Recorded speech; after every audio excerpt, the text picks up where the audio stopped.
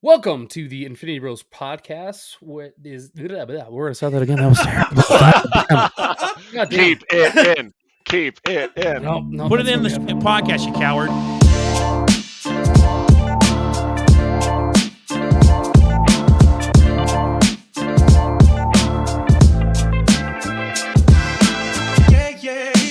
Welcome to the Infinity Bros podcast. Today we have a special little episode for you. This is our Magic Monthly, which has kind of turned into Magic Yearly for our podcast listeners.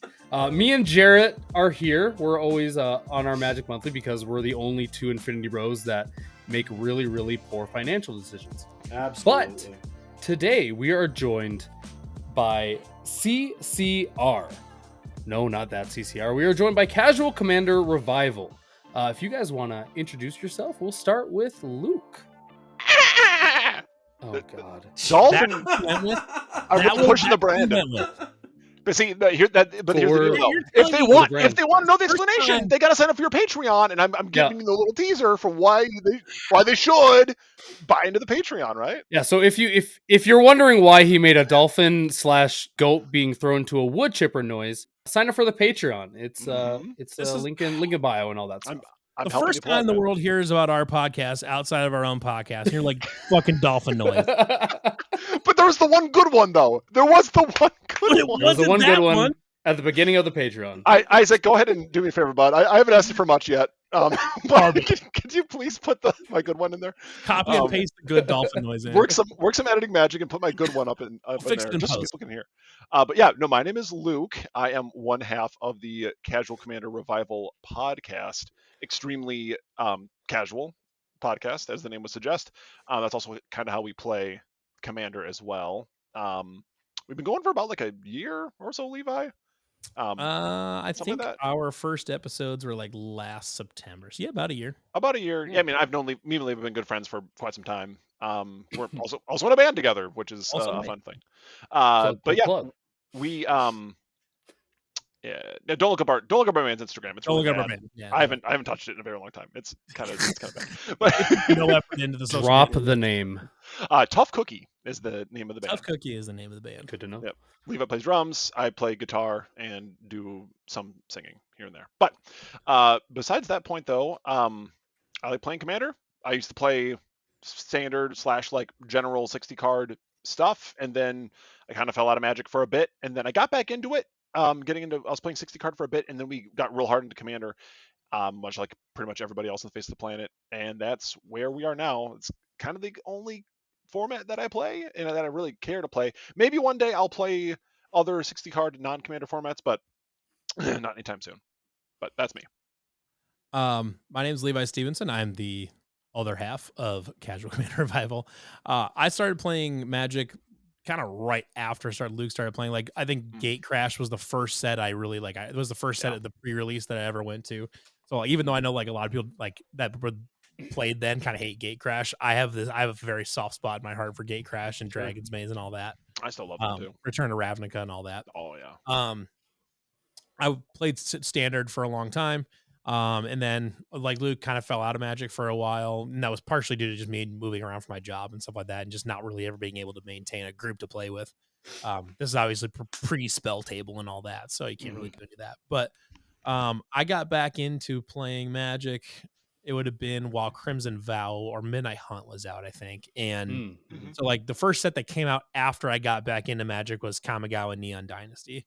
Oh, such a good set. Oh man, I love Kamigawa. That's kind of the set that hooked me. Like, Yeah, if I hooked me back. If I see a pack at a store, I'll usually buy one. I've got a lot of Kamigawa, but it's fine. I thought it was a super cool set. Yeah, there you go. See, great. Ooh. Love that set. But anyway, Go ahead and crack it open right now, Robbie. Give it a crack. Yeah, crack it open, coward. I'll crack it open on the table. Keep talking. Flip it and rip it, baby. It's good. This is good radio. Good radio.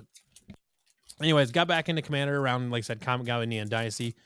Built my first Commander deck. Now, so I shouldn't say my. You pulled a Black Lotus. What? Whoa! Italy. No. That's Holly. The first one. There's a funny story we should probably tell it. We should mention that. So. The card I hate the most. Wow. Awesome. What do you hate the most? It's Farewell.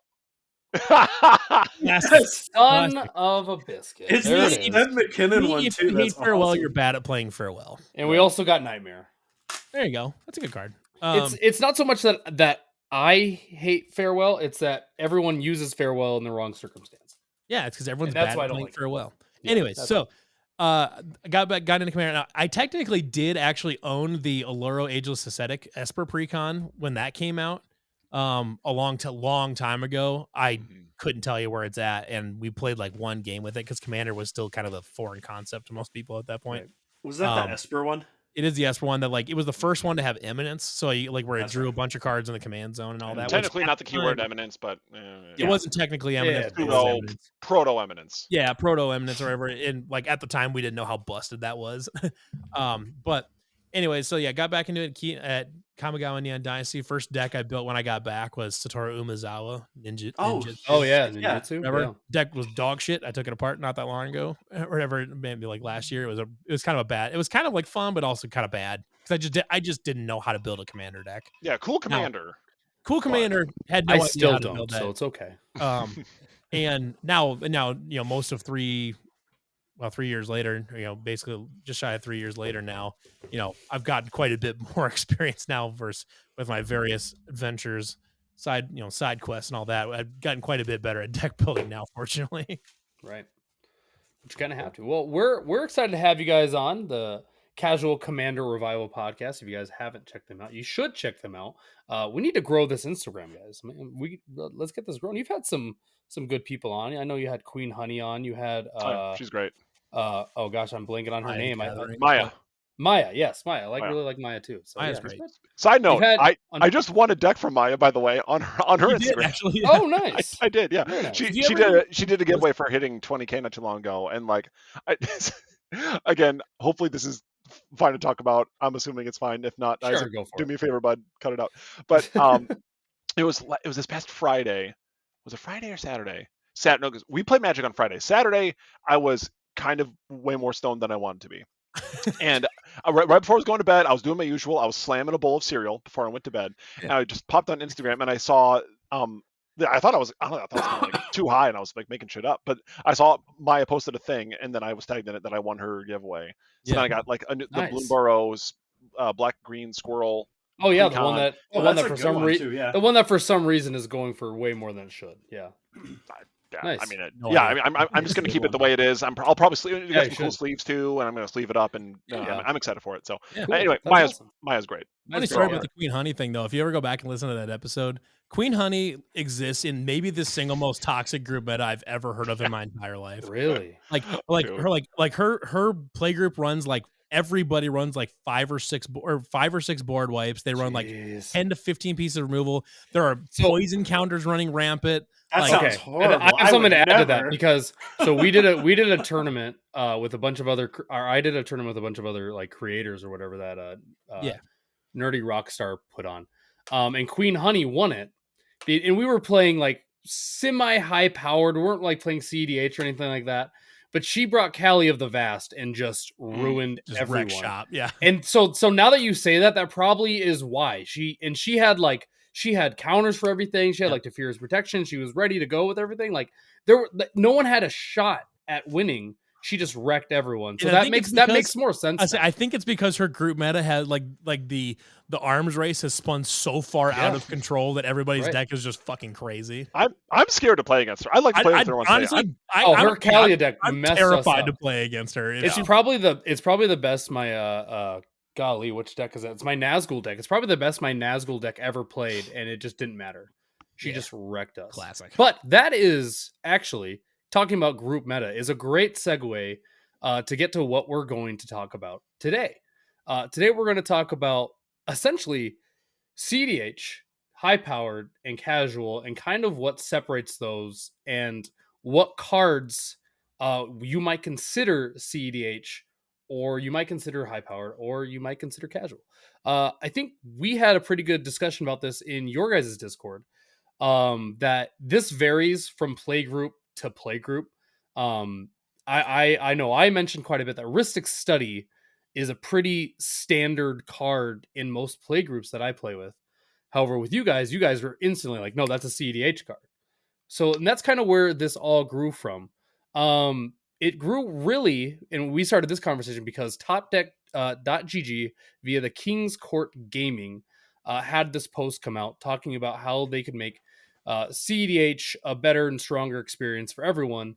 And they had some changes for cards that I believe they said they would ban if they were to play a tournament, right?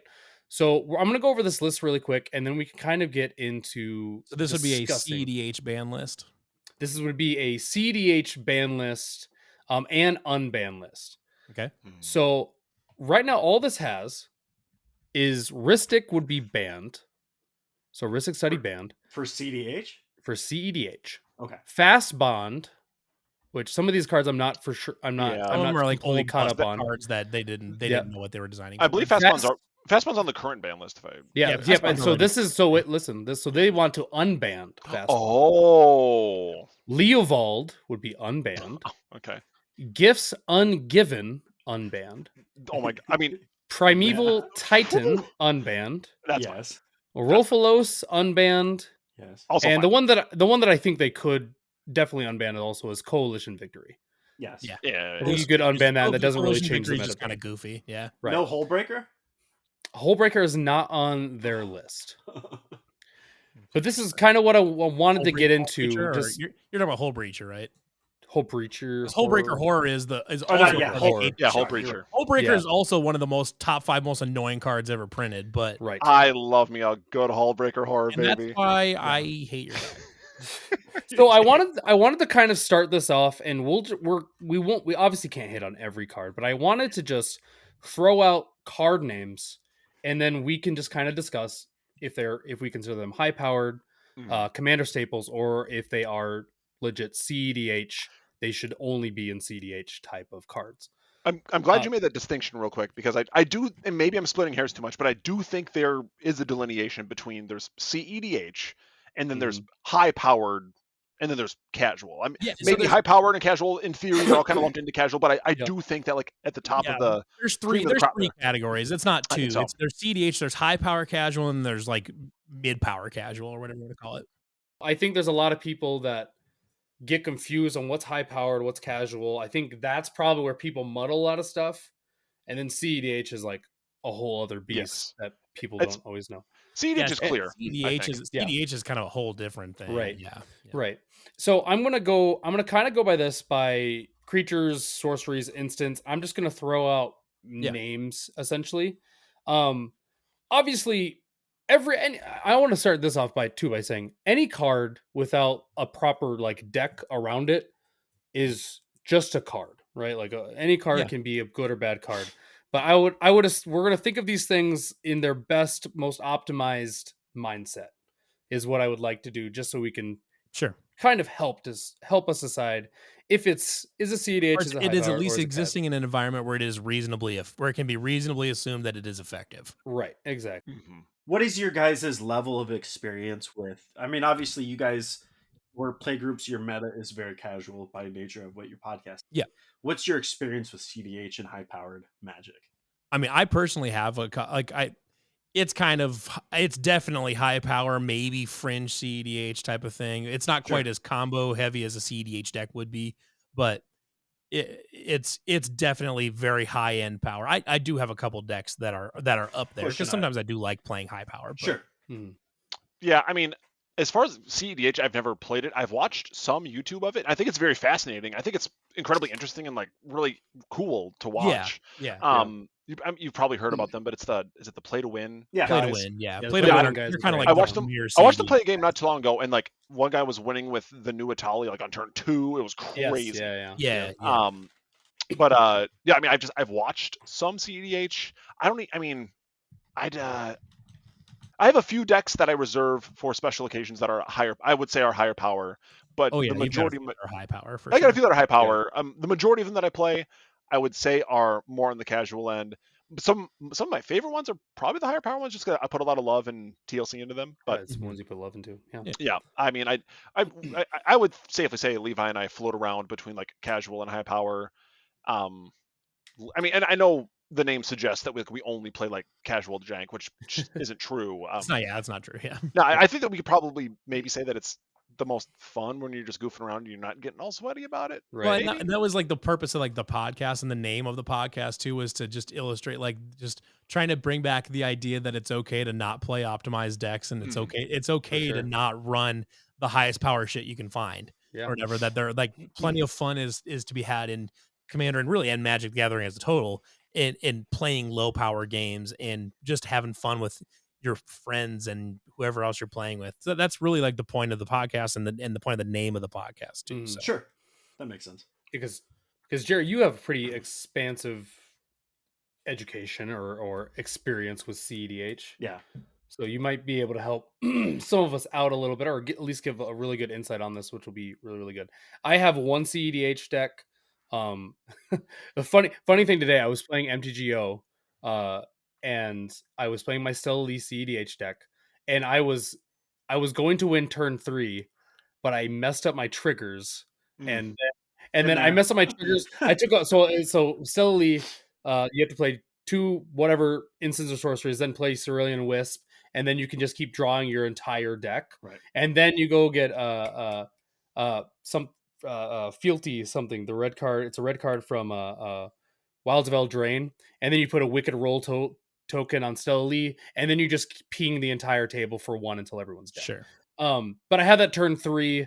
I messed up the triggers, and then I just instantly scooped the game. Yeah. I guess I just wasted I wasted 10 minutes doing the Cerulean Wisp trigger because it's really slow on MTGO. Right. I don't know if you've ever played it on there. Yeah. It's really slow.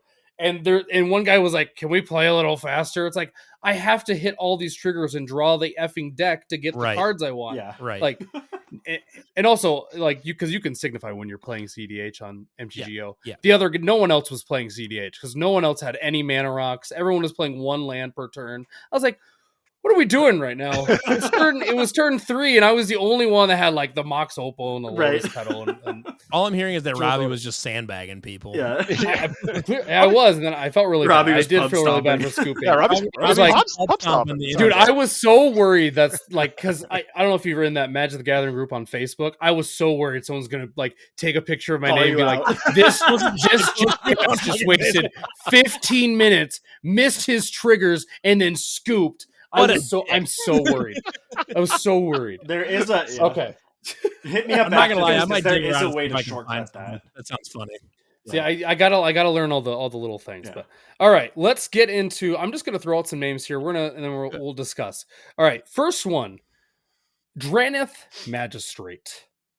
He's a white 1/2. Your opponents can't cast spells from anywhere other than their hands. We call that cEDH, high powered or casual.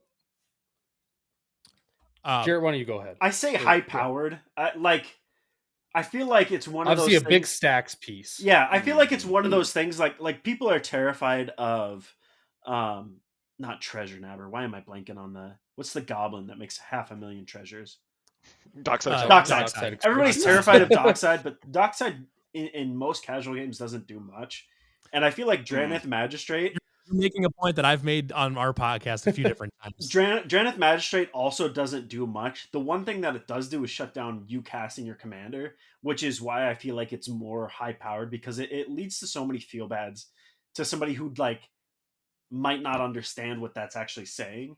I have a Preston deck here somewhere, and I have him in there, but that's more high powered. It's not a cEDH deck, but I feel like it's less scary because you're not doing as much impulsive draw in lower powered games. You're not doing as much you're not casting it. I mean, granted, this has changed with the design that Magic 2024 is going. I feel like impulsive draw is more of a thing, and Red's getting it quite a bit. But historically, you're not casting as much from exile in a casual game. So, but for the fact alone that it shuts down your commander, I'd say high powered. I don't think this can go in anything lower than high power. To me, you cannot show up to this with at a casual table. You have to be at a game where the group has decided that pretty much anything goes. Wherever you have to be at that kind of table. If you show up at a casual table, I mean, even if at any sort of a casual table with Draneth Magistrate and say, by the way, you cannot play your commander. Right. No, you're we're not going to doing get that. a lot of people that Yeah, are we're not not playing- happy. They're probably going to scoop on you. Yeah, you are the bolas in that situation. Yeah. Unless you just lie and don't let them know beforehand. Right. Then you're But then- definitely the asshole. then Yeah. you're a douchebag. Those people are leaving. Yeah. Yeah. No, I also not to be too conformist here, but I would certainly say it's No, high that's fine. power. Yeah. I think I've only ever faced it once, and it was with our buddy Jim. And he does beforehand. He goes, "Hey, I would like to play stacks. Is that fine?" Yeah. And we're like, "Oh, okay, Jim, you can play stacks." And Yeah, then he does. And we I- all agree to playing his stack. and it's fine. Sure. And let me tell you, as someone who heavily relies on his commander, I was not having a great time. Not Yeah, having a the good fir- I time. remember the But first time I signed off for it. So the first time I played against Drannith Magistrate, they didn't tell everybody that they were playing it, and I was like, "Oh, this sucks so much." Yeah. It's just not fun. Because It's in my opinion, you're playing Commander for Commander is the gathering part of Magic Yeah. that you can Mhm. imagine, I would think. And if you're playing something like a stacks piece like that without telling people, you're gonna get some feels bad. It's high power. High powered. It's high power and Absolutely. up. That's all it is. Sure. Yeah. I think. All right, too, well, the since lower we- go ahead.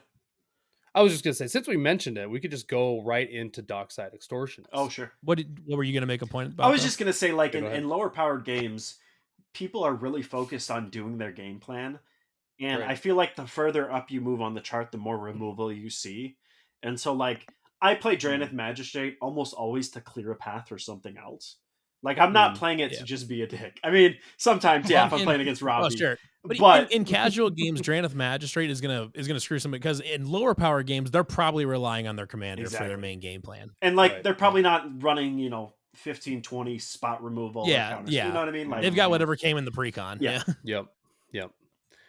Yeah, so okay. I think we got that. High powered. We'll go right into Dockside Extortionist. Obviously has so many combos that can be played with Dockside.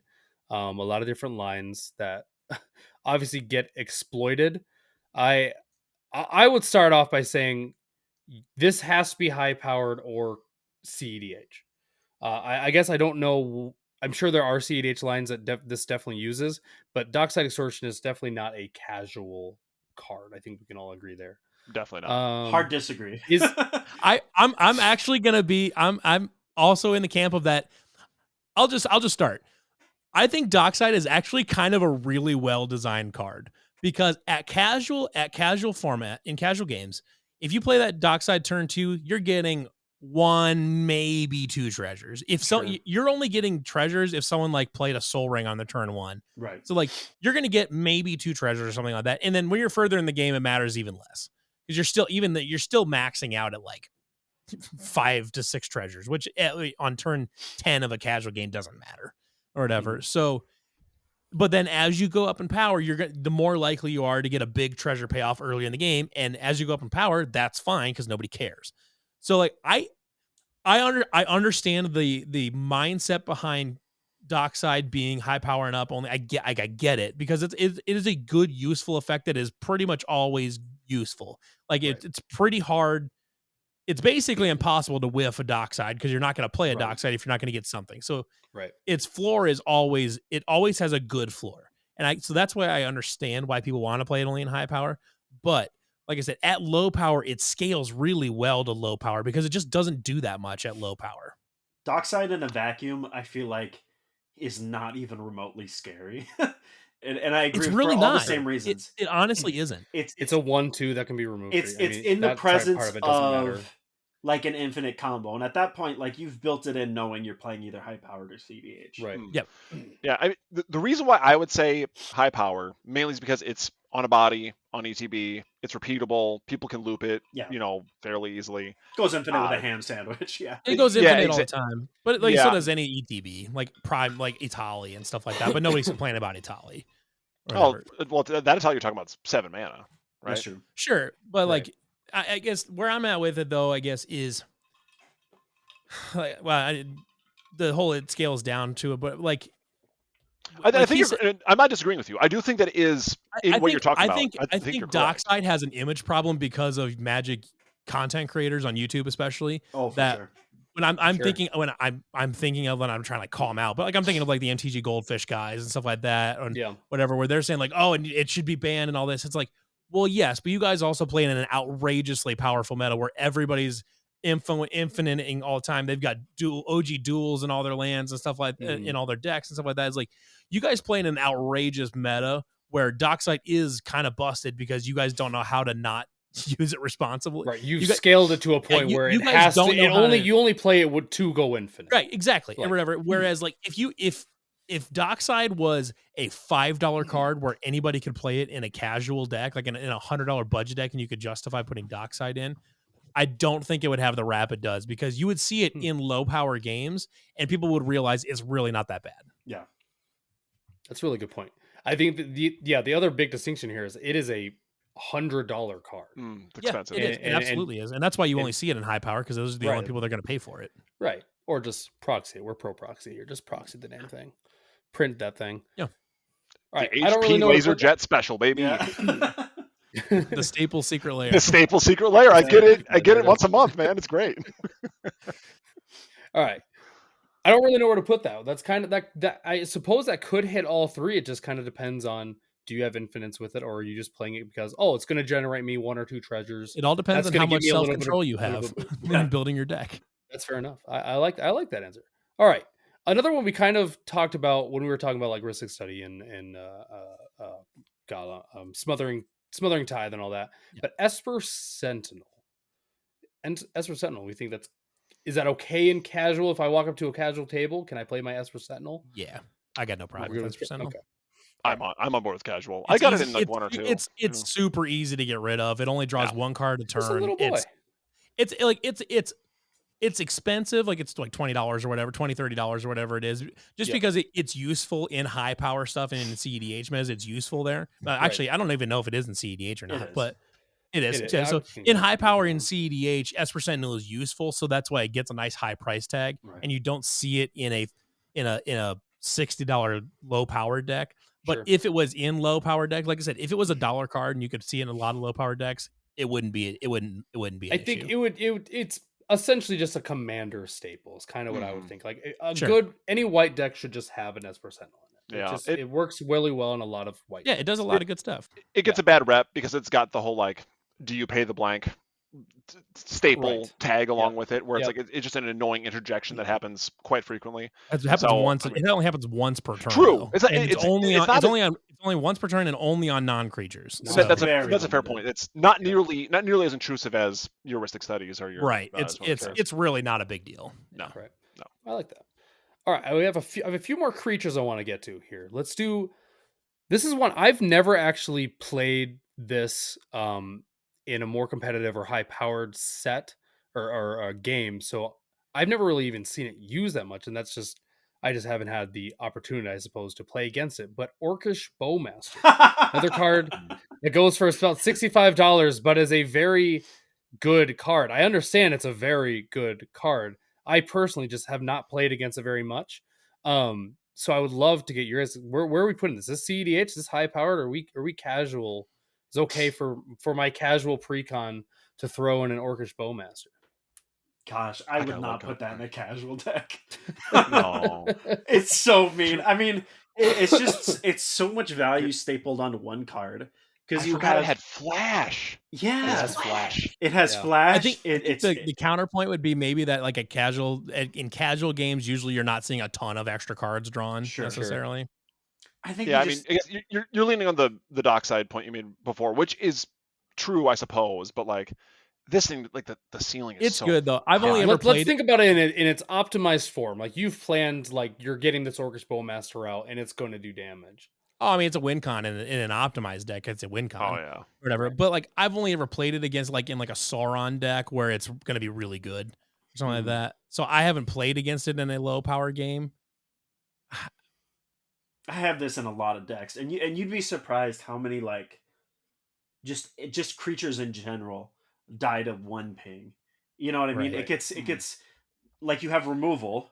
You have 2 creatures if you have any like Sentinel sacrifice dies value. to one ping. Exactly. Like I think it's such a the floor is okay and the ceiling is disgusting that like it's so bad when you get it played against you in a casual deck. So yeah, I would say even playing in a casual deck, just pinging off my mana dorks would be just the worst. Like, even in a casual format, that would suck. I'm fine with throwing it in high power only, high powered up. For sure. I mean, the fact it's only 2 mana. The fact that it has flash, I forgot that it had flash. Flash is kind of nasty on that. Yeah. thing. Yeah, it is. I love me some flash, but hot damn. It's yucky. All right. Let's go to the monkey. Ragavan, Nimble Pilfer. Where are we placing our Ragavan? A lot of these are expensive cards, and I think that's why a lot of them get a bad rap, which I want to make that point. But Ragavan, where are we putting Ragavan? Is that a high powered? This is not what I care about personally. It's well, the reason why it's expensive is because of like modern and shit, right? Yeah. Like it's not It's really Commander. good in 1v1 modern, format. yeah. It's pretty. Well, it's amazing in 1v1 from what which clearly In Commander, I don't think it's that good actually. it goes down significantly when you're facing against you Right. know 3 points versus 1. So I mean, I've never seen one. I'm sure it's good. There's plenty of good cards that are in casual games. I've seen it's early game. Like I've seen a few times playing against it. Early game, it can do some damage, but I would say it's probably okay in a casual deck. I'd be. I mean, fine like with in Commander, you're hoping it hits something awesome on turn 1 or 2, and if Right. it doesn't, it's just a pile of shit the rest of the game. Yeah. Like Ragavan on turn 4, it couldn't be more useless. And casual red decks need all the help They can need get. something. They need Yeah, some they help. need Yeah. something. Yes. So, As For far, sure. so like if someone showed up to this with if it showed up in a precon, I wouldn't have any issue with it Right. personally. All right, I like that. All right, let's do. I have one more, and this is one I personally don't like. Thassa's Oracle. I was hoping we go past the creatures without you mentioning my girl. We can't go past without mentioning Thassa's Oracle. I hate Thassa's Oracle. Pretty much any card that just kind of says you win the game, I am against. I'm not a big fan Robbie. of those cards. Where's Queen Honey when I need her? She was You my should win the game by doing damage to me. Robbie's a man of culture. I love this. I love Robbie to death, but Robbie is a head empty gruel. I am. every time I try to make a new deck, I get this idea like I think this will be a lot of fun. This might be different. Nope, it's just counters. It's just more. It's more 1/1 counters on whatever creature I'm making. It's big stompy. It's Robbie's a battle cruiser player like through and through. Yeah, and if I don't get the right polls, I'm just effed. Thoracle's my Thassa's baby. Oracle. It's fine in everything. Throw it in everything. Come on. Yep. There's no way it's fine in everything. It is not. I will go last. I have a point to make about it. Yeah. All right, Let me go first because I think I got the hottest take. Okay. Let Jarret. All right, let's go. It goes in everything because like it's such a very specific. You have to mill yourself out or be close to milling yourself out with the trigger still on the stack, right? It's not Lab Man. You can't put it down and then do what you got to do. It has to be in that moment. And if you're Very building a casual deck, you're not going to have demonic consultation. You're not going to have any of those things that just do what you want to do. And so most of the time in a casual game, it's just a like bad tutor. But you're not playing Thassa's Oracle unless you're running something like that. No, but I have it in my Merfolk deck. I have it in like my blue Blink decks. Like just being able to look at the top 2 or 3 cards and pick my best one and put it on top is enough of a value for me that like I put in a bunch of decks where it'll never see the win con. But like especially if you can repeat the ETB and all that. Yeah. My stance on this is that Go ahead. like I'm largely sympathetic to the argument that like at low power it doesn't do that much. It doesn't do anything beyond what it was kind of intended to do. Right. And then at high power and casual and high power and cEDH it doesn't matter because we're all playing whatever. We're just playing to win at that point. I hate Thassa's Oracles because I think it's a stupid way to win. I think it's one of the dumbest possible ways a game of Magic. I agree. I think it is a fart noise on a card. I fucking hate that card. And only because it is maybe the most boring way I can think of to win a game besides Lab Man or whatever. And so that's why I don't like Thassa's Oracle. Power level, like I said, I agree with you on the same principles as I think that Dockside can be played casually. Because it scales down to not doing that much. Sure. All right. Well, I hate Thassa's Oracle. I'm putting it on the hope it dies list. I want to make my point. Please Make your point, Luke. Okay. Largely, my point is effectively what Jarrett's point was. But I do want to bring up the fact we played a game a couple of weeks ago. Mono blue. I play mono blue. It's in my Lear deck. I didn't win with it. I played it straight up just for the Lear. scribe, whatever it was. Not necessarily scribe, but like you hardly play it for that ability. But I think that if you have it with demonic consultation or whatever, the ones that can like just deck you out super crazy quick, then it's like when you're in cEDH, of course, it is clearly a cEDH staple in that way. And I mean, really, I'm kind of feeling foolish for like holding my opinion until now because it's kind of already been made. But no, Jarret's extremely correct. Like if you're just playing it just for the value off the top of it, like it was intended, it kind of just comes down to a matter of preference because I think alt win cons are fun. I like them. And again, this is all just preference, whatever. A lot of the time, me swinging in for damage with a bunch of creatures is just kind of boring to me. It's not my favorite thing. I'll do it with commander damage, but like I like alt win cons. I think they're cool. But with that being said, like if you're playing in just a straight up a deck for blue and there's Merfolk synergy, Wizard synergy, you're just looking to get shit from your library or whatever, it's really not bad at all. Like it. So I think it's, again, I would probably still say high power just because like it's got a real big reputation for it.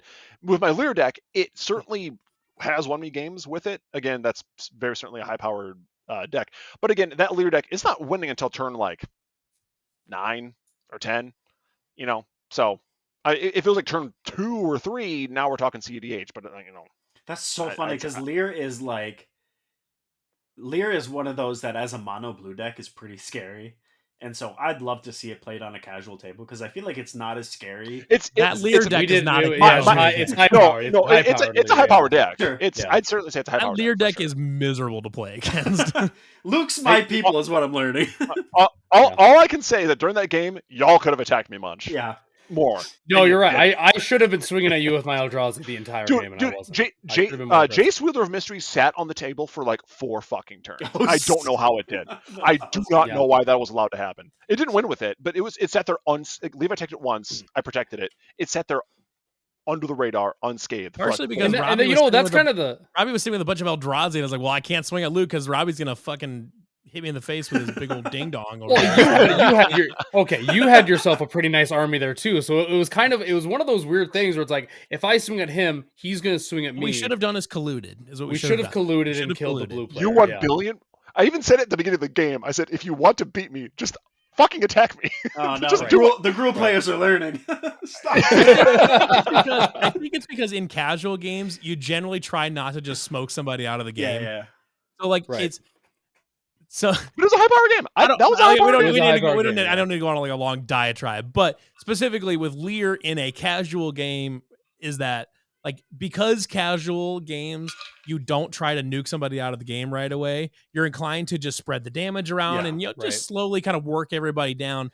Yep. But the problem is that Lear kind of preys upon that and it really takes advantage of that part of casual where it says, okay, I know that you're not just going to take me out of the game, which means I'm basically guaranteed to have time to do what I need to do.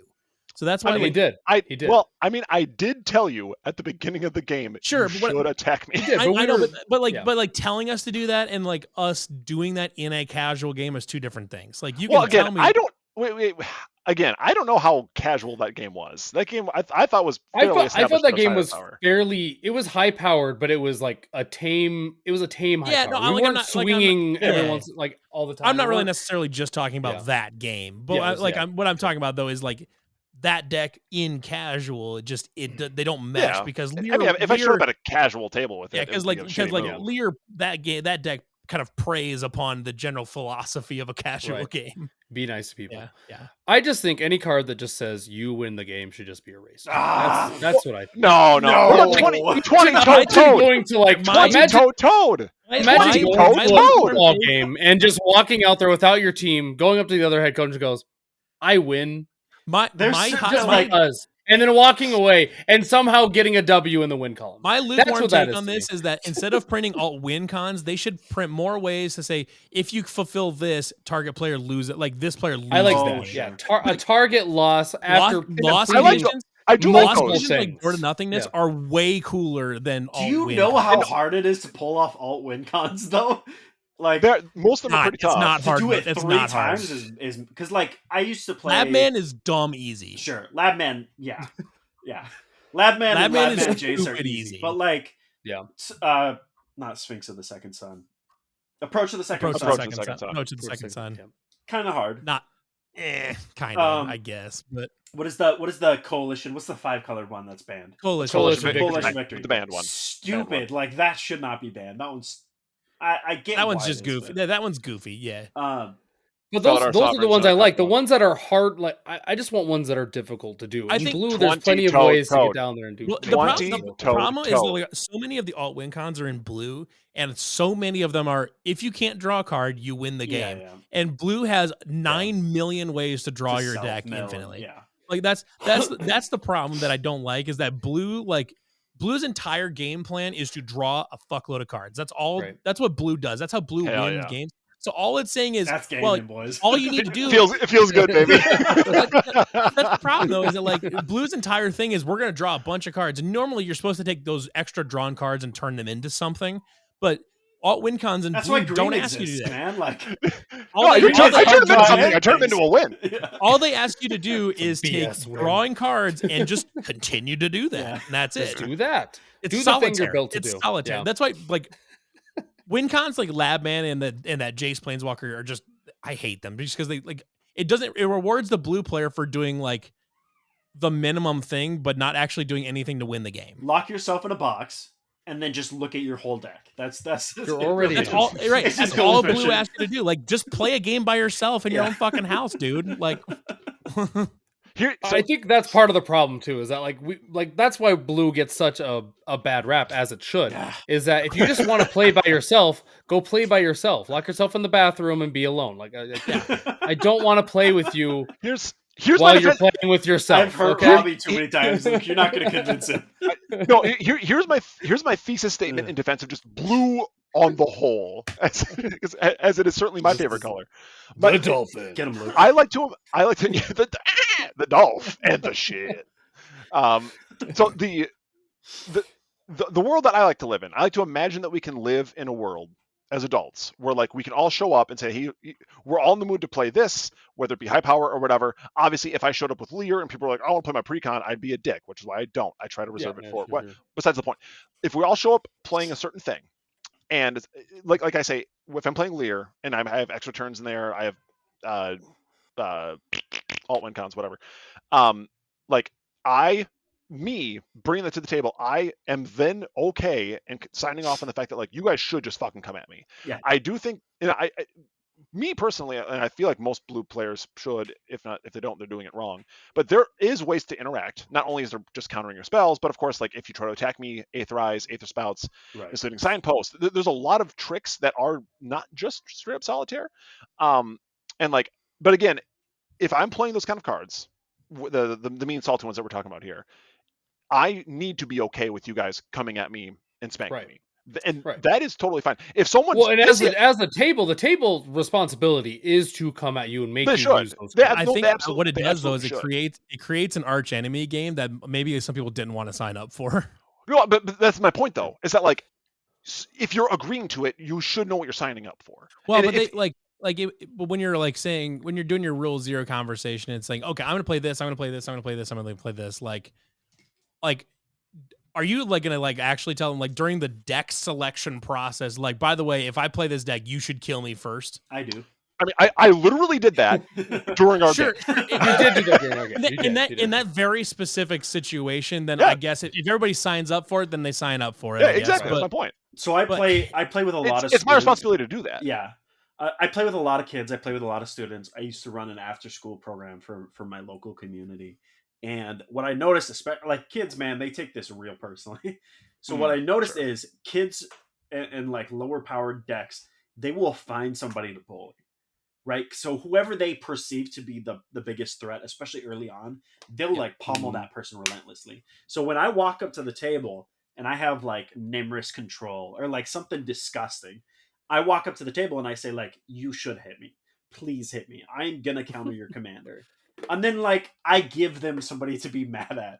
So they're not punching each other. They're not leaving that, pissed off and not letting somebody sit at their table at lunch. they can be mad at me because I'm an adult and I can't handle it. So like that's Right, my for sure. philosophy is when I walk up to the table with a blue deck, hit me. You're not gonna hurt my feelings. Yeah. I'm just gonna start punching blue players. That's Actually punching them. beauty of the spell Actually table. punching them. I think Like, I think Spell play table. your game, but I'm gonna punch you in the face. Yeah. I think blue players are just evidence that we should bring back bullying. I don't know. Yeah, they've been allowed to just We've been allowed to exist for Well, too long. What are you talking? among us. We are the bullies. What are you talking about? I'm actively We doing. brought it back. So you won't play with It me. I'll never play with left. myself, and you can't play yourself either. Okay, all right. I what's think next we've all agreed that Thassa's Oracle sucks. All right, good to go. Okay, let's move on. All right. Imagine. I'm just gonna lump these together, just because it would be too much to talk through. It's basically the same thing. Tutors. I think tutors, kind of any whatever tutor you're running, I think are okay. It's just the number of tutors you have, right? Kind of scales. Are you including with the like kind of- green, like cultivate and stuff like that? Are you including that in the tutors? Like Are you land including ramp? rampant. No, not really ramp. I'm mostly thinking of like your demonic tutors. He's a green player. They get the your exception. gamble. Yeah.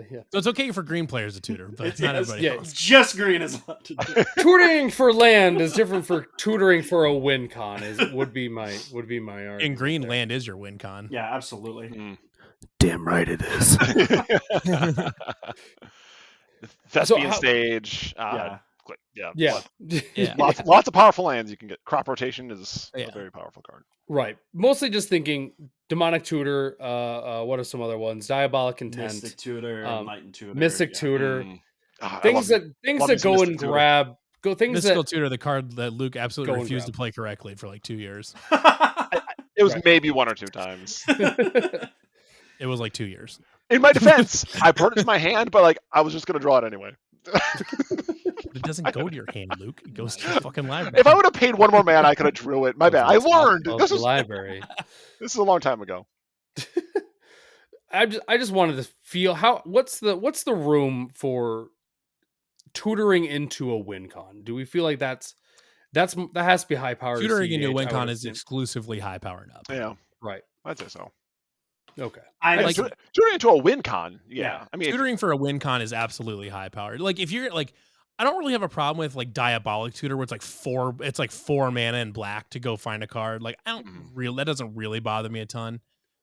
Sure. And cultivate like green ramp stuff doesn't bother me really or whatever. But like if you're playing vampiric tutor in casual, you're an asshat. yeah.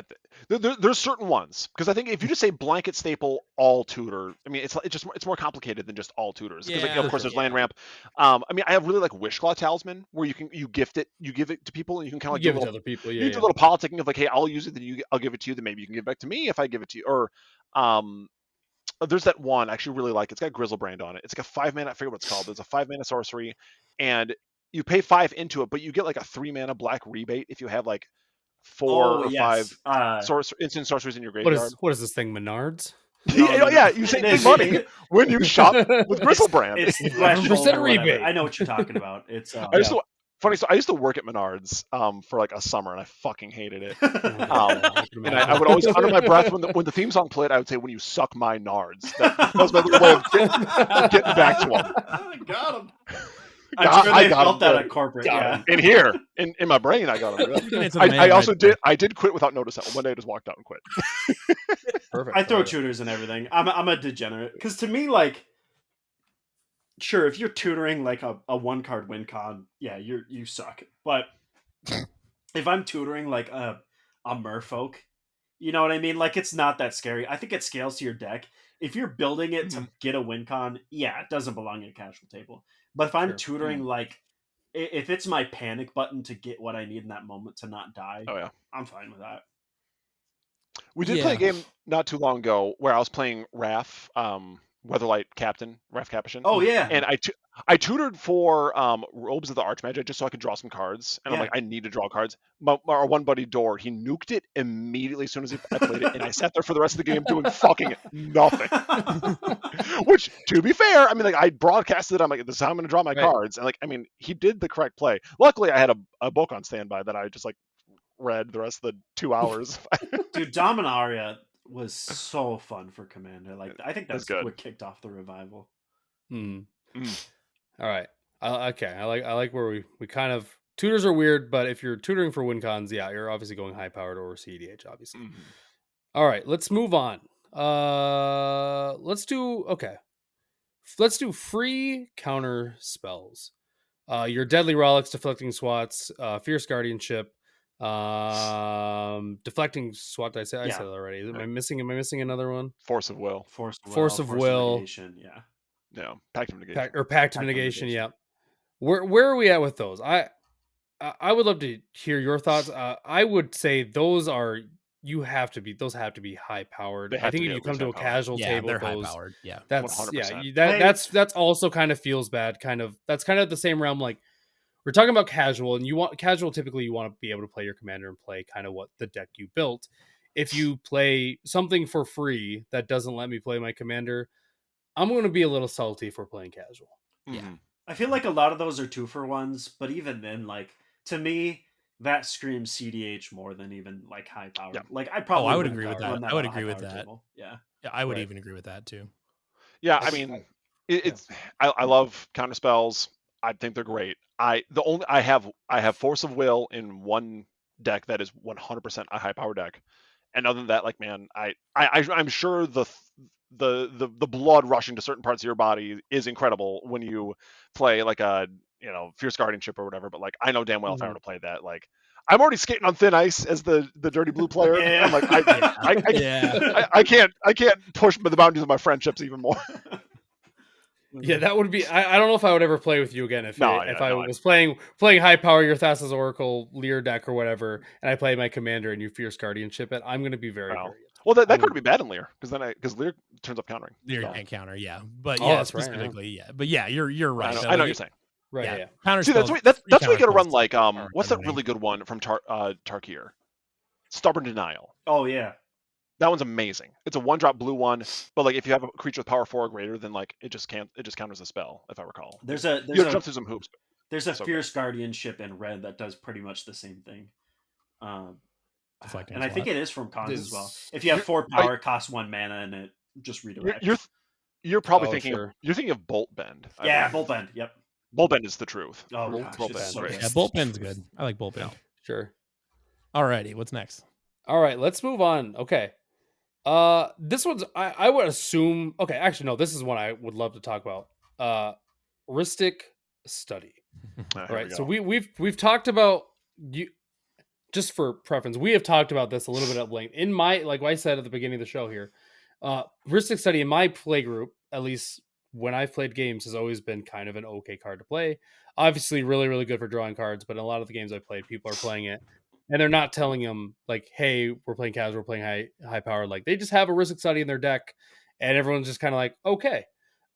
So for me, I think after hearing a little bit more, talking a little bit more, obviously it's like a cEDH staple. It's just such a good effing card.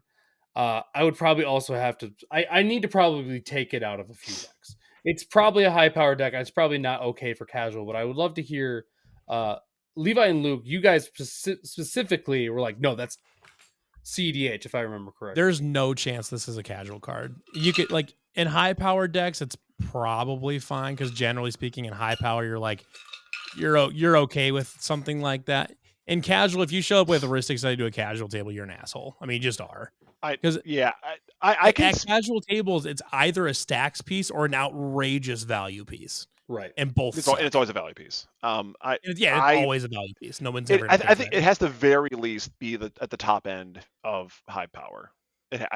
In my opinion, it has to be. I understand like now, and then we kind of maybe even touch on an interesting topic of like certain cards that are like incredibly powerful, but are just kind of like generally accepted by the community at large, like Soul Ring, which is certainly fast mana, but everyone gets in a precon, so it's cool.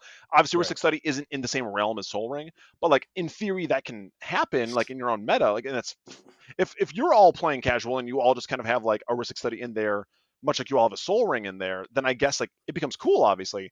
But if I were to show up at my local game store or at a convention or something, and I'm playing like a $50 deck or a casual deck or whatever, and someone slams on a Ristic Study, I'm going to be like, oh, you lied to me. Yeah, I would actually at that point I'd probably almost consider like just kind of picking my stuff up and leaving the table. I mean, I'd be like, yo, what's that? I mean, like you're clearly sandbagging right now. I try to make him feel bad about it. I troll him a little bit. Absolutely. Like instantly have the advantage if even in any format playing a Rhystic Study gives you advantage. It's an unbelievable advantage. It actually it's the fact it scales inversely. It's even more powerful at low power than it is at high power. Because you're going to draw 100 cards at low power because nobody's paying for it. Yeah. I would also say like really the reason why it's so high power is just that it's like any deck running blue, if you're just trying to run optimally, should run it. Like there's like you should be doing it because like any other draw engine you have in that deck is not as good as it, and that's just how it is. Yeah. I mean, I don't, again, I'm sure it feels fucking incredible, but I have it in 0 of my decks because I know it'd be too much. It's such a fun. I'll admit it. It's a fun card to play. Oh sure. Just because you get to be the a-hole. Just every time anyone plays a card, just go like, you're gonna play that one there, and you get to do that the entire game, and it is such an advantage. If I was a better Magic player, I'd win a lot more games when I use it. But Jarret, I would love to hear your thoughts on this. Where are you at with Rhystic Study? Yeah, I mean, I think if you bring Rhystic Study to like a casual table, like you're a horrible person. So I have it in every blue deck, and I will bring it to a casual player. No, like realistically, that's one of those cards that I see that, and I'm like, clearly you aren't understanding what everybody else has going on here, and like to me, you just kind of like that's one that really kills the fun of the table. Because in casual tables, they want to do what they want to do. They're never gonna pay the one. But yeah, I'll throw it in every blue deck. I'm here to commit war crimes. I'm not here to make friends. It's just very interesting. Just because I play like the main group that I play with is my brother and a few of his friends, and like all of our decks are well optimized, but they're not cEDH decks, and some of them I wouldn't even say are high powered decks. They're just really good at what they do. Which is probably why like our Rhystic Study, I think two of us rock Rhystic Study in multiple decks, have become just kind of that's just what they play, and that's just kind of if part your of meta's that chill with it, do it. But like if your meta's fine with it, go for it. Yeah, for sure. Plus, Rhystic Study is also in a low power deck. Rhystic Study is also probably a crutch for a poorly built deck. Sure, absolutely. Oh, for sure. Yeah. Just like all of my decks. All right. All right. We could talk about mana rocks. I would just kind of say most of the big mana rocks, your mana crypts, your mana vaults, your moxes, your jewel lotus, all those are high powered and above. Obviously, any mana positive mana rock is high powered.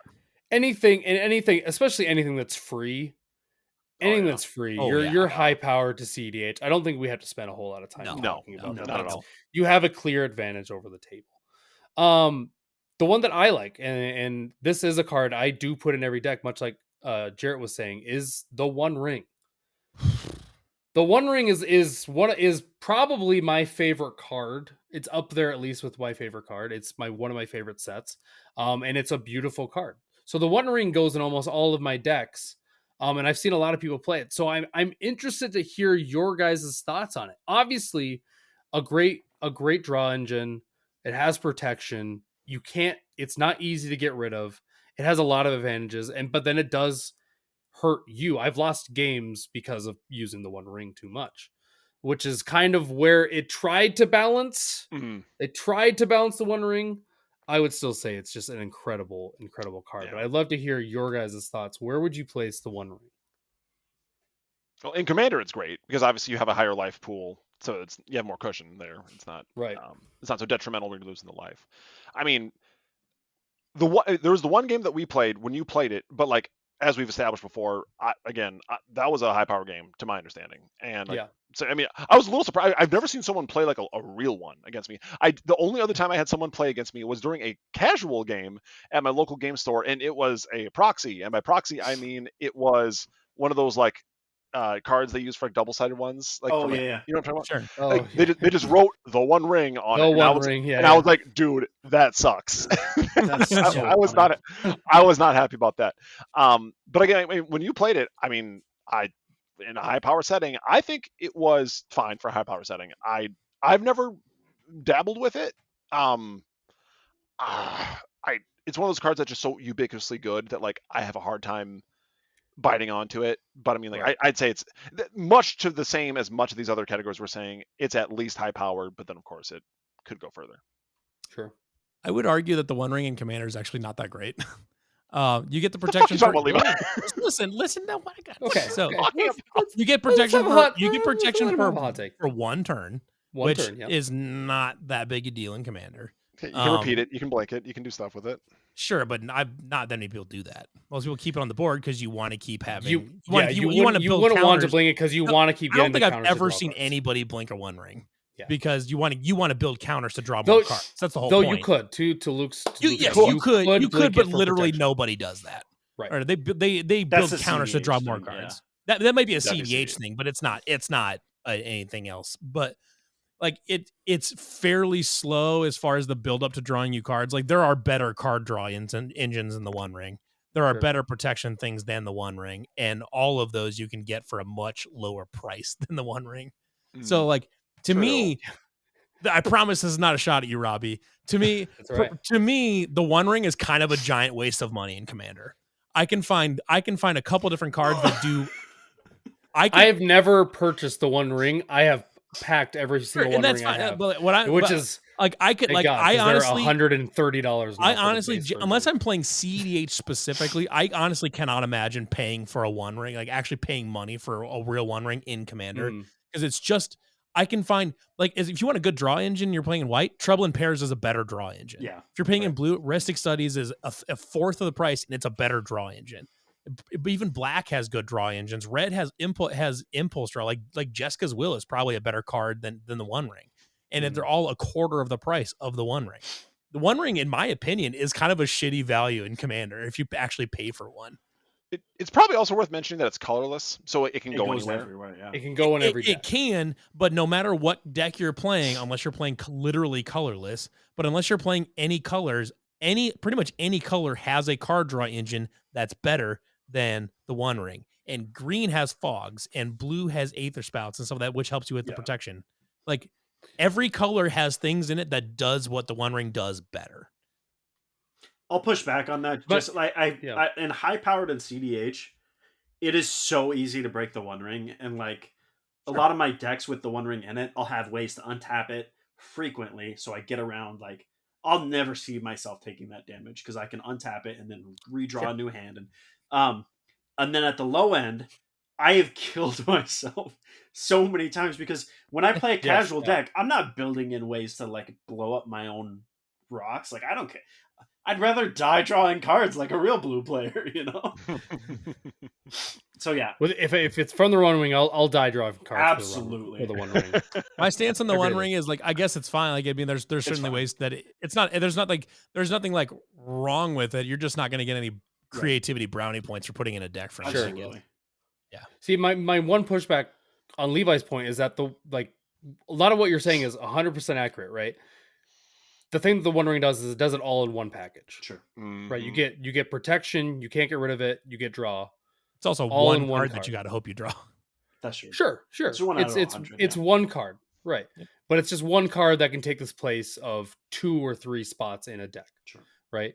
So that would be my pushback. Obviously, it still costs 4 mana. It's not super cheap. 4 mana isn't crazy, but you can get it out turn 3 most of the time. You gotta I mean would Soul think. Ring's in every deck now, so Right, Soul Ring's in every deck. Like you're probably getting the One Ring out if you have it in hand. You can get it out turn 3. I do want to say that I have not put a Soul Ring in a new deck in over 2 years. I feel like that's the Someone way to get- play casual. Someone get this man a trophy. Brave. I'm waiting. I'm I'm waiting better. for my pan of. I am waiting This for my hero. pan of cookies.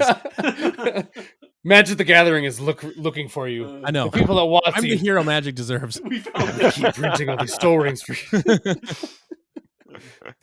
It's just too easy to put into a deck. Yeah. Soul Ring Yeah, is. it is. So I is- mean, it's for objective. me, my problem is the One Ring is it just goes in the deck. It's just good in the I deck. think I don't put stuff like that in the deck specifically for that reason.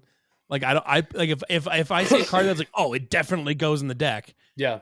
I kind of like almost start internally push back against that card. It's like, I'm going to leave that out. I'm going to find a different way to do What's this. it like to have I'll give you credit. self-control? Yeah. Right.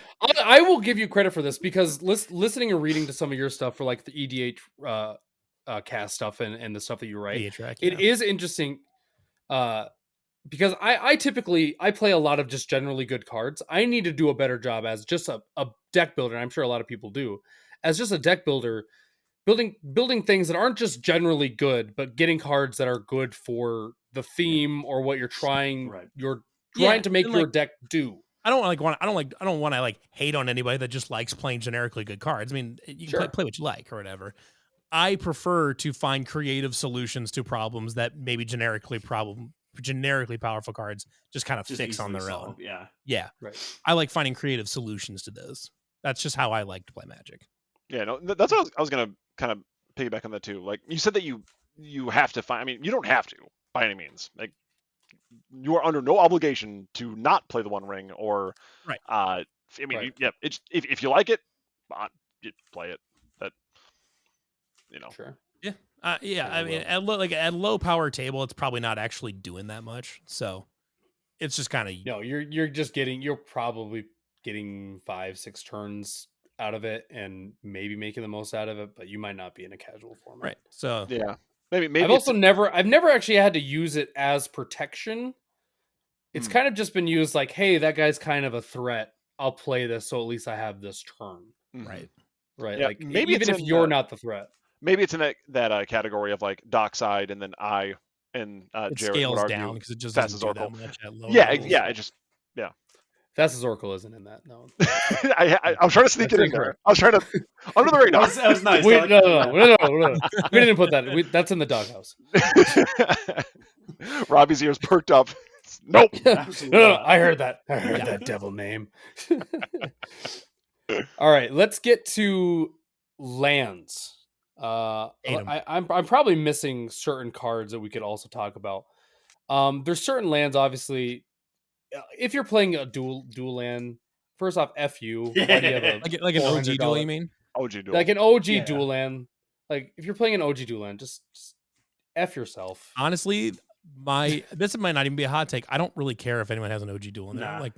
Like I mean, from a price standpoint, I'm like okay. I'm saying from a price. I'm like okay, seek therapy, but like I don't like if someone proxies an OG duel into the deck, I don't give a shit. Like I couldn't care less. It's like in Commander, it is marginally better than a Shockland. Yeah, I'm gonna speed run the story that we've told a few times, but like we were at MagicCon Chicago, we played against the guy. He had a couple different options. He said that he likes to run higher power cEDH stuff, but we said that we're not playing that. He had the option to either play like he said he had a precon, or he had he claimed his sliver 5-color deck was like low enough power that it should be appropriate. I think that he intentionally made the wrong choice because he wanted to feel like a powerful man. But within the first I'm a big strong man. I think he had some. Yeah, again, seek therapy. But within the first 3 or 4 turns, Homeboy had a mortgage payment in lands just sitting there. Yeah, and it's like, dude, like, and again, I will agree with Levi. Like, me and Levi don't agree with all too much when it comes to Magic or Commander. But I do agree that like just mechanically, the dual lands are certainly better than like a shock land, but not by that much. Really, they're really not. Or even much like better, the bond lands, like is really functionally I mean, the same.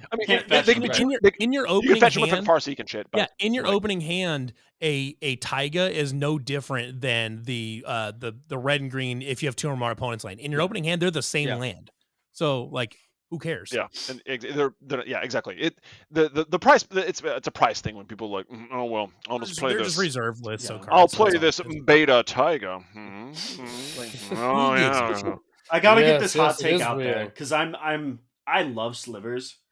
I can't make a sliver commander because it's like that's not fun for the table. No, I played a sliver deck the other day and it was. I had a 5-color sliver deck back in like the old shitty kitchen. Like back in the old shitty kitchen top kitchen table 60 card days. I had a 5-color sliver deck and that thing kind of fucked. It was pretty awesome. That's how I learned how to play Magic. Was on a 5-color sliver deck. That was my modern. That's the only modern tournament I ever won was with slivers. But if you're like me and you're a degenerate and you want to play slivers, go play allies. The Zendikar allies is so Hmm. it's fixed slivers, and like nobody touches that deck, but they're solid. Yeah. I know what you're talking about. Those are cool. Interesting. Land, obviously, there's lots of different ways to have fast mana. Obviously, the biggest thing with land is a lot of it costs a lot of money. Sure. So typically, if you're buying a really, really good land base, I would say you're probably playing high powered. There's no reason to be buying a really expensive land base for a casual commander deck. That would just seem silly to have the most optimized land base for a casual deck. But the one that I would like to hit on, the only one that does anything other than just go fast would be like an Urza's Saga, because it is an enchantment land. What are our thoughts on Urza Saga and people that play Urza Saga? Throw it in everything. I don't really. I think at low power, you're not going to really be able to take advantage of this extra stuff. Yeah, I'd be okay with that one showing up at a casual game. I don't think I don't think I've I'd be fine seen with it it. specifically at a casual game, but I don't think it would bother me if it showed up. I think I It's have kind of actually. it's another one of those things. It's weird that you put that in your casual deck, but it's not going to change. Yeah, you're kind of a weirdo for slapping it in there, but like It's not going to do that It much. kills itself. Like Yeah, Right. yeah. I mean, you get a Soul Ring Yeah. and like maybe a Karnstruct in like 3 turns. I don't I don't honestly. think it's that bad. Yeah. No, I don't even think it's all that weird if someone put it in a casual. Personally, like I don't have a problem with it. Cool. If there's anything I'm missing, please shout it out.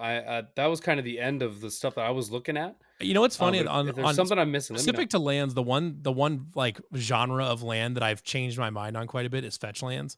oh, sure.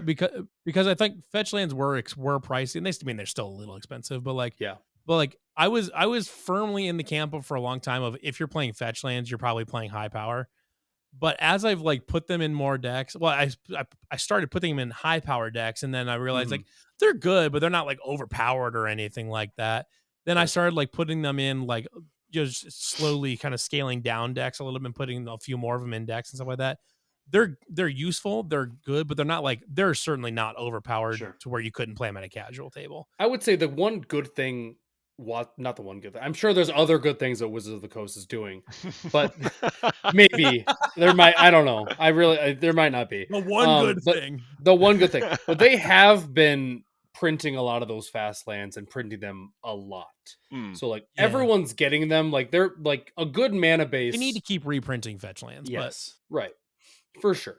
But a good mana base is no longer like an expensive thing. It's probably more your fault. Fetches and shocks. Fetches and shocks need to be they need to keep reprinting fetches and shocks until they're all like make it affordable. Absolutely. Print them once a year. Print them once a year. Why are these not in precons? Like it makes no sense. Yeah, there's no reason that shocks shouldn't be in precons. They won't, but I think it's a real possibility that we see them printed once. Frankly, that's what they're gonna do. Frankly, the OG duels should get pulled off the reserve list and put in precons. There's no way they'll ever. I agree with you. No, they're not gonna, but they should. Okay, I don't even know. I heard that there is no way that they can take things off the reserve list. They can. They won't, because it's like it's kind of an in bad faith thing, which they already did that with the weird like anniversary Magic 30. That's another. Those are proxies, not tournament legal. That is a bad thing. I think did you guys hear about that? I don't know if, a little thing that no one really did. Anyone talk about that? Can we address that finally? Has anyone addressed that? I'm being sarcastic. Of course, everyone talked about it. Yeah. Like, obviously. I didn't know where you're going with this. I was trying to be sarcastic. I'm not gonna lie. I like. Okay. I don't care about the reserve list. I don't own any reserve list cards. I don't. If like for people that own a bunch of reserve list cards, like they can't get rid of the reserve list because it'll tank my collection. I gotta be honest, man. I don't give a fuck. Like I couldn't care. I could not care two less about I couldn't give two shits about your $500 dual land if it tanks down to $1. I couldn't give less of a fuck. That's so just, that's just how the Magic runs. Like, if you have a card that's valuable that's not on the reserve list, you know that someday it's getting reprinted and like Sphinx's Revelation used to be a $50 card, and now it's. Well, what was the other one that just came out in Commander Masters? Freaking Tarmogoyf? No. Tarmogoyf was a $400 card. Well, yeah, that I was going to say Capture of Jing Zhao or whatever. Yep. Tarmogoyf is barely even and now it's a $10 card. Yeah, like, Imperial Seal went down a bunch. Yeah, Imperial Seal. Yeah. Speaking specifically about like fetches, though, Like the stuff that you fetch into, I feel like matters more than a fetch itself. Sure. Like if I'm fetching, if I'm using a fetch just to fix my basic lands, Yeah, that's not even remotely scary. But if not even a little if bit. I'm waiting to get either a shock land, a triome, or surveil land, and I know like it's my toolbox land, that's more competitive in my opinion. Like you're not gonna see I mean, those like even like I have a Mothman deck, and I put I mean Mothman. it's got like it's got the triome in it, and I've got a few fetch lands in it or whatever. Like, so if I have a fetch land in my opening hand, I'm obviously going to go grab the triome. But it's also a 3-color deck, Right. so it's still not It like needs that fixing. It really Right. needs the fixing. Like if you were playing like Gruul and you went and fetched for the red and green surveil land or something like that on turn 1, I mean, like it's still like fine to me. Yeah, even that doesn't bother That would me. be fine, I think. Yeah, like that doesn't bother me. Yeah. Interesting. Okay, is there any cards I missed that should be talked about? Like, I'm just going through a list of high powered cards. Essentially, I'm trying to think if there's anything that I don't know if I can think of. No, anything. I guess Slicer's not that much. So I tried to stay away from just commanders, right? Because like commanders are based on which the commander deck did you say? Built. I said Slicer. I was joking, but yeah, dude, I played Slicer one time, and that thing just shat on everybody. Dude, it's Slicer's so nasty. Slicer is disgusting. There's like an Assassin's Creed. There's an Assassin's Creed card that's like really similar to the Slicer. I forget. Yeah, it's an uncommon. You can get it for really cheap. So Slicer's I went to a small shop. I want to say locally, but it's Montana, so it's like 5 hours away. Everything's really far away. Yeah. The local Walmart 3 hours away. It was a moose ran the shop. Yeah, it's the guy there had a foil shattered glass Slicer, which Shattered Glass is one of my favorite comics of all time. It's phenomenal, and finding those foil they're so expensive. And he originally quoted me at $75 for that. And I was like, oh my gosh. So I didn't have my wallet on me. I was going to run home and be like, dude, I'm picking this up right now. And anyways, I came back and he's like, you don't need to pick one up. You have foil? Oh, okay. It's not foil. The non-foil is like, it's $12 probably. But the foil ones are like, I think it's like 25 actually. Yeah. The foil Slicer, I think is like $200 to $300. And I am like one bad day away from trading in a bunch of my cards and taking out my cEDH deck. I don't think I've got any other cards to really add to it. Yeah, though. no. Slices. Is there okay? I would love this. Is there a commander that if they come to the table, you're not playing that commander, right? Like if it's a casual table, if there's if you're at a casual table, one of them, for sure. And someone comes to the table with a commander. We already talked about Slicer. Let's exclude Slicer. Is there a commander that comes to the table? You're like, no, that's not a casual commander. I'd say like the Sauron, the Grixis Sauron. Is one for me. Really? That one costs so much, but I see what it costs so much, which is why I've never thought of it. Sauron the Dark Lord specifically. Sauron the Dark Lord is what, nasty. 8 or 9? No, it costs 6. Is it 6? Okay. And Lord of the Rings is 8, but Sauron the Dark Lord is 6 mana, and I've only ever seen that thing slap ass. Sure. I'd say any of the Eminence commanders. Yeah. Any Eminence, and then also like I would argue that that Sidar Jabari, the newer Knights Esper guy with the that has Eminence, is really not bad. Yeah, that one's fine. But like Inala, I played Inala. I played the Precon. It was my first deck I ever like bought for myself. Out of Commander, just like the Precon of that was disgusting, and then like I feel like Edgar's worse, and then Ur-Dragon is like Edgar's so disgusting. Yeah. Here's one nasty. Here's one that I think that it was a Precon, so lots of people think it's like super chill and casual, and it's just not. Pantlaza. Oh yeah, Pantlaza is disgusting. My Pantlaza deck goes off so easily. Beats ass, and I don't. And like they're like, it's like a whole bunch of people showed up to they started playing Magic for the first dinosaurs, sweet. I'm just gonna get this Pantlaza deck. Don't worry, everybody, I suck at this game. Like, well, too bad your Pantlaza deck is fucking autopilot win, dude. It just does. It just does it all well. AC is just like AC, just pure cynic. Yeah, AC sucks. Yeah. AC sucks. If I had to pick one, also all of the Doctor Who commanders, not because they're good, but because they're all deeply annoying. They're all Doctor Who, and I just hate it. Dude, that one that our buddy Carl has, it just sits there and does the timey-wimey one. Oh my god! I wanted to cave my own skull in last time we played that game. Can't, I hated it. There's so much going on that side of the table that you're just like, I just check out. I go like take a dump while he's trying to do that. It's like Carl, I'm not listening to anything you're saying right now. If I had to pick one, I'd probably go like either of the two Narsets, because I do have a Narset one, and it's pretty pretty gross. It's pretty grody. Yeah, I have the new one. It's Enlightened Exile. I think I love it. I would love to find one day when someone wants to play like a real sweaty high power game, and we'll test our metal against it. You're gonna want to wear a motorcycle helmet in case someone wants to punch you in the head. Again, if we're all agreeing, and it's fine. So of course I'm not gonna play that deck often, but because I know the old original Narset had a lot of hate with it too. Yeah. But this the new one also pretty stinky. I can attest to it. It is pretty gross. I think mine would have to be like a Kinnan. Like, good Kinnan deck just pops off, and like you just know as soon as someone sits down, it's like, I'm gonna play Kinnan today. It's like I'm effed. Like no matter what I'm playing, I'm effed. I feel like any of the OG partners too. Like my favorite cEDH deck is Tymna and Thrasios. And it doesn't matter what I put in that deck. I'll never forget. It was earlier this summer. I think it was like in June or July. It was right after Modern Horizons 3 came out. Someone was playing. I want to say they had like a Tatiova Benthic Druid, like the most like generic Simic value engine shit of all time. Right. And in the middle of the game, he played Nadu. And after hold on. So after this fucking guy, after the game, you were like, because usually after like a spell table game, I'll like sit around and bullshit with it. If anyone else sticks around, I'll sit around and bullshit with them or whatever. This fucking guy after the game, he goes, so now that you saw it, do you think Nadu would be a good fit in this deck? I was like, I'm not even going to answer your question, man.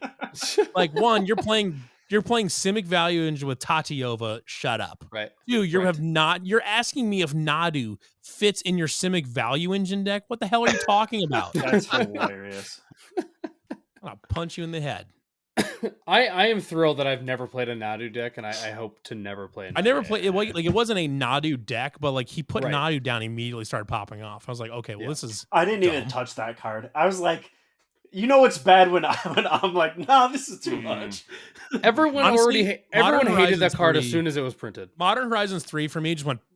I didn't pay attention to a single card out of that. There's a lot got of me cool into Eldrazi real bad. I'm sure there is, but you can't pay me to care about that set. Dude, honestly, this is maybe not even a hot take, but like the thing that I love from Modern Horizons 3, I love a lot of the new MDFCs are really, really good. Yeah. Okay, MDFCs, there's so many MDFCs. The dual color MDFCs are pretty awesome. Yeah.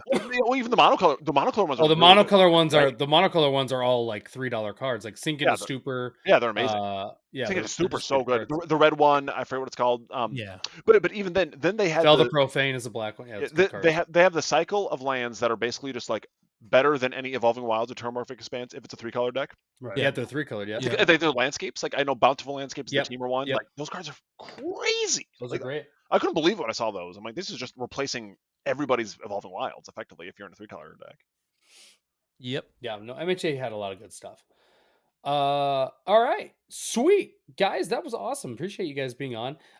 This is the CCR Casual Commander Revival podcast, guys. Thanks for coming on, joining the Infinity Bros Magic Yearly podcast.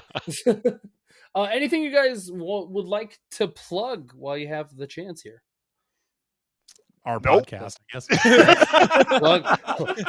Plug the podcast, guys. This is when you do it. If you're into that thing on Sunday nights, I stream for EDH Rec on Twitch.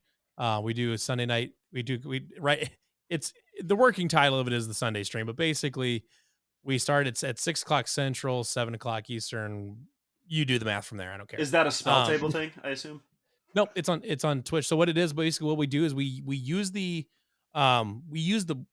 site. We use EDH Rec and Architect or whatever, and we take a commander, a random commander, maybe it's from the new set or whatever it is. It's just a commander, and we in about 2 hours we build a $50 budget deck. Oh, that's dope. Yeah. And we specifically on the EDH Rec page, like on each commander has a certain amount of like themes that people tend to build around. We almost always do not build around any of those. We take a completely different direction with it. Sick. And we do it for like about $50. And then at the end of the stream, we actually give the deck away. We Do you buy take the deck. requests? Can I pump out a request to you guys? As far as like a commander to build around? Absolutely. And a theme. Absolutely. Yeah. No, see, what we do is so like we build the deck, we throw in an Arca deck, we test it a little bit, and then we give it away. And then after that, we take suggestions from the chat and whoever else on who they want us to build around. Yeah. So like it's a very good time. That's I'm in the comments and in the chat a lot. I guessed it on it once. It was very fun. I love that show. It's becoming a lot more fun because we've been doing it for a little over a year now, about 13 months now. And I will tell you that like being a part of that show has improved my deck building dramatically. Oh, for sure. Because you just find out cards you just didn't know about, but then it's also just learning how to take different angles at different things. Like we just built a deck with a Gev Scaled Scorch from Bloomburrow. Oh, sick! Yeah, I love little Gev. But most people most people on Gev, if you go to Gev's page, they're building lizards, they're building burn, right? And all that stuff. We ended up taking it a completely different direction, and we built a deck that we nicknamed it Gev the Vus Bus, because there's a cycle of old artifact cards. I'm pulling up my article here so I can find all the cards, but we called it Gev the Vus Bus. There's a cycle of cards from I don't know 20 years ago that are all like Pentavus and Hexavus. Oh, and yeah. So what we're doing is we're taking those and we're using the extra counters to kind of abuse that. So like Hexavus enters the battlefield with 6 1/1 counters. You can pay 1 to remove a counter from it and put a flying counter on something else. Or you can pay 1 to remove a counter from another creature and put it on Hexavus. And like Pentavus is you can move counters around and make Pentavites, which is their little 1/1 artifact creatures. And there's Triskelavus, there's Tetravus that do some wacky stuff. And so we're using the fact that Gev is that if you can ping people that your stuff is coming in with 1/1 counters. That's so sick. all of those Vus artifact creatures come in with more 1/1 counters. And then you're using like mass ping stuff or you're using a bunch of mass damage stuff like Sulfuric Vortex and Court of Ire and Sanctum of Stonefangs. Yeah. Like there's a shrine just hanging out in this because it's life loss, which pings Gev. So you're always hitting those three counters with Gev. And then you're using like Neheb the Eternal to basically automatically get be 9 life after you're in your second main phase just by your deck existing. So you're doing all sorts of crazy shit like that. And then you're using like Hangerback Walker and Steel Overseer and Omarthus Ghostfire Initiate. Yeah. Omarthus is kind of a whack. Yeah. Omarthus is a crazy synergy with this thing too. But anyway, so and then Murderous Redcap and things like that. You're doing all sorts the persistent, yeah. And then if you're a fan of the card Mimic Vat, you are in luck with the stream because we slam Mimic Vat in about every fucking deck. But honestly, it's because Mimic Vat rules. So we just like do something like that. Like nobody is building a Gev deck like that, but that's what we built it. We did it for $50 and then we gave it to somebody or whatever, and just wacky shit like that. We do that stuff all the time, and that's what really the point of that is. And that's super cool. And through that whole stream, we show off the site and like all the different tools and the different things that EDH Rec the site can do. Sure. As far as filtering cards and finding exactly what you're looking for, and how to say like, well, if I'm building a mono red deck, but instead of building burn, I want to do it with this. Well, I know that this commander does something similar, so I'm going to look at that commander's page and see what people are playing with that commander, so I can transplant that strategy onto what I'm doing. Into this guy. Okay. Interesting. Yeah. That's really cool because I know like Jarret is really good friends with Tomer from MTG Goldfish, and he does all their budget decks. Yep. Which is I think when people think about Magic or getting into Magic or getting into Commander, they always think it's very, very expensive. But you can do definitely doesn't plenty of stuff with $50. Well, and right after he came out, we built a Girard Mirror of the Wilds deck on there, and Lucas played against that deck of mine. That thing Girard slaps, man. That we built a $50 Girard deck, and that thing is disgusting. It's I mean, straight up, I played at a high power table that someone was using. It was a Sauron deck, and they were using Dockside Extortionist, or whatever. Well, me had a Mimic Vat on the field when they decided to sacrifice Dockside. So guess who made 4 Docksides that turn? Yeah. That's me. That's awesome. Crazy. It's crazy. So just go follow these guys. CCR Casual Commander Revival. Go follow them on Instagram. Go to their Instagram page. Also much listen to to CCR. Go Please. listen. Yeah, listen Let's to just the go follow band. the Instagram. Some folks are born made to Listen to play. CCR while playing Magic Gathering. And there's that. Vietnam. That's Luke. All right, we're gonna wrap damn this it. thing up. We're going 20 minutes over, and Isaac's gonna be pissed that he expects that we're gonna do a short MTG podcast, and he's getting If Isaac bitches Damn about near it, That's I'll on fight- him. Let's be I'll honest. fight. I'll fight Isaac in the parking lot. On the Okay. yearly? Isaac, it's the yearly. on the yearly. It's the yearly. yearly Magic podcast, Isaac. You know what we should do though sometime though is we should do like some live streams of us four playing. Please. That would be fun. We should. I would love That'd that. be dope. I would love Sick. to I'm do down that. for that. Yes, let's do it. All right, that's Luke. That's Levi. That's Jarret. I'm Robbie. This is the Infinity Bros. Bye, Love You 2000. Bye. Thanks for tuning in to the Infinity Bros podcast. You can find the Infinity Bros on Twitter, Instagram, Facebook, TikTok, Twitch, and YouTube at The Infinity Bros. You can also check out our website at theinfinitybros.com for links, reviews, and sweet merch. Feel free to send us listener feedback via social media or email at infinitybrospodcast@gmail.com.